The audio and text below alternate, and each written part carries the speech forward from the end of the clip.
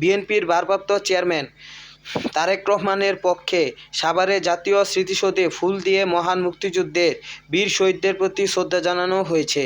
সূর্যাস্তের আগে শ্রদ্ধা জানানোর বিধান থাকায় শুক্রবার ২৬ ডিসেম্বর বিকাল ৫টা ৬ মিনিটে তারেক রহমানের পক্ষে শ্রদ্ধা জানান বিএনপির নেতারা।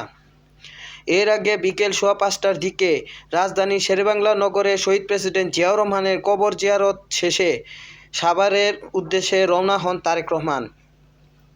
তারেক রহমান জাতীয় স্মৃতিসৌধে সূর্যাস্তের আগে পৌঁছতে পারবেন না এ আশঙ্কায় তারেক রহমানের পক্ষে আগেই শ্রদ্ধা নিবেদন করেন বিএনপির স্থায়ী কমিটির সদস্য গয়েশ্বরচন্দ্র রায়, ডক্টর আব্দুল মঈন খান, বিএনপির চেয়ারপারসনের উপদেষ্টা কাউন্সিলর সদস্য আমানুল্লাহ আমান, লুৎফুজ্জামান বাবর সহ দলটির কেন্দ্রীয় ও ঢাকা জেলার একাধিক নেতা।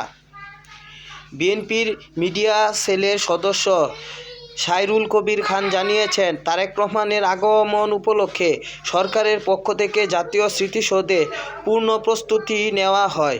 এদিকে স্মৃতিসৌধ ও আশেপাশের এলাকায় নেওয়া হয় কঠোর নিরাপত্তা ব্যবস্থা। পুলিশের ১,০০০-এরও বেশি সদস্য মোতায়েন করা হয়েছিল এবং সাধারণ মানুষের চলাচলে সাময়িকভাবে সীমিত রাখা হয়েছে।